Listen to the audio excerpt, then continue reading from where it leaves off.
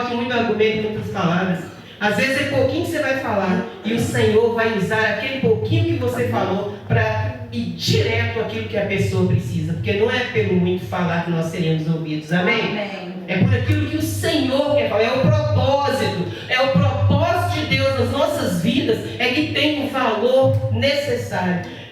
Hoje, na hora que eu estava preparando essa mensagem, me veio aqui a viúva pobre, aquela viúva que ofertou as 2 moedinhas, né?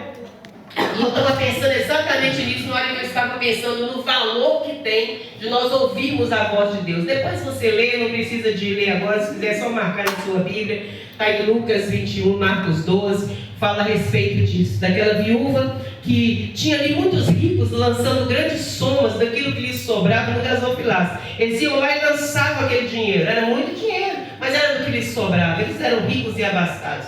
Aí a Bíblia diz que foi uma pobre viúva, né? Aquela que dependia da caridade da própria igreja, do próprio lugar, para que ela se sustentasse. Ela era uma viúva. E a Bíblia diz que ela depositou no gasofilácio apenas 2 moedinhas. E diz que era a única coisa que ela tinha para o seu sustento. Agora, quando você vai fazer aí a conversão das moedas, né? Algumas Bíblias têm até no final da página esta conversão para facilitar para nós, né? Então ali na tradução de Marcos fala que era um quadrante, né? Fala que ela depositou um valor equivalente a um quadrante. Só que ela estava depositando uma moeda da Palestina. Então aquilo ali era um lepto, né? Era o lepto que ela estava depositando. Ele diz que ela depositou 2 leptos, né? 2 pequenas moedas de cobre de pouco valor.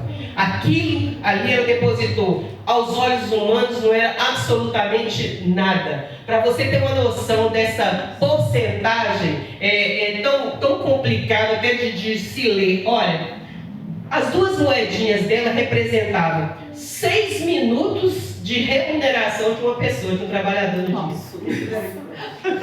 6 minutos do pagamento de um trabalhador no dia. Isso aí é muita coisa, inclusive? Acho que esse cara até rindo dela, né? Outra coisa, em relação ao quadrante, era 1,64 avos de um denário. O quadrante era isso, 1,64 avos de um denário. O quadrante já era pequenininho, era a moeda romana, já era pequenininho. E a mulher estava depositando aquela de bronze, a menor ainda que o quadrante. Aqui foi só uma comparação. E aí ela foi lá e depositou aquelas 2 moedinhas de cobre. Aí quando você vai fazer essas contas todas aqui para chegar, gente, é pouco demais.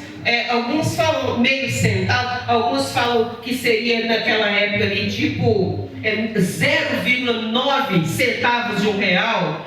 Pouco demais, né? E aí, depois da valorização da moeda, chegando hoje, seria, se fosse colocar isso nos dias de hoje, né, depois da valorização da moeda, seria mais ou menos R$ 2,34.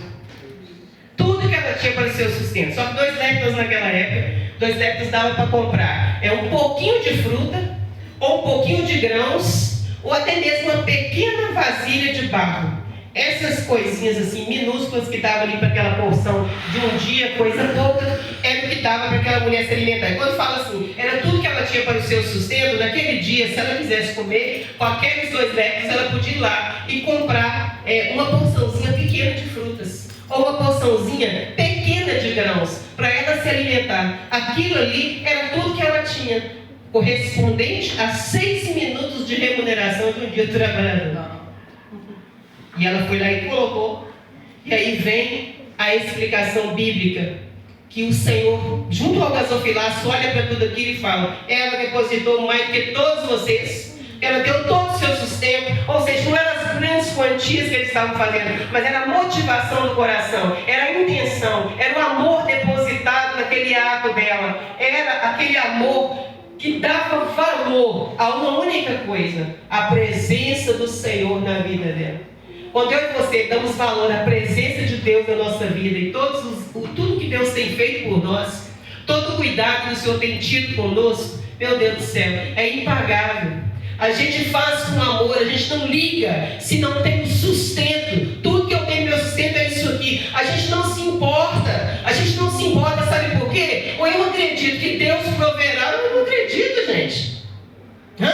A Bíblia fala para nós não andarmos ansiosos com coisa alguma. A Bíblia fala que basta cada dia o seu próprio mal, que o mais vejo são crentes ansiosos. Gente, quando você vê ímpio ansioso, tudo bem, você fala, conhece o Senhor. Aí Paulo deixa claro aqui para nós essa palavra, porque Deus não leva em conta os tempos da ignorância. Não conhece? Como é que vai saber? Agora, quando você vê um crente na linha constante da ansiedade, do desespero, da preocupação, aí é complicado. Porque quando eu tenho Deus na minha vida, eu preciso de saber, basta cada dia o seu próprio mal. Eu não posso ficar me preocupando. Se eu me preocupar em excesso, eu posso sofrer um AVC. É verdade ou não é? Estoura a veneno da cabeça, acabou, velho. Vai fazer o quê? Aí fica ansioso, não dorme, vira à noite, levanta de manhã, poucas horas de sono, 3 horas de sono, 4 horas de sono, daí a pouco, novo, tem um piripaque. O que aconteceu? Mal súbito, um infarto. Ai, a preocupação foi para onde? Embora. Se for a linguagem do jovem, foi para pensar no preto. Acabou, foi, recolhi. Pronto. Ou seja, nada foi acrescentado, nem um palmo a nosso dia de vida. A preocupação não vai trazer nenhum acréscimo. Então, se eu sou de Jesus, eu preciso aprender a descansar. A mulher foi lá, era tudo que ela tinha para comer, talvez a sua porçãozinha de fruta naquele dia. Deus proverá. Põe lá e fica. Eu disse para vocês um dia que eu detesto a minha fruteira vazia, não falei? Eu sou pior do que passarinho lá de fruta. Sou pior do que passarinho lá de fruta. Aí um dia, eu olhei de manhã, no pleno domingo, olhei de manhã assim, eu olhei para minha fruteira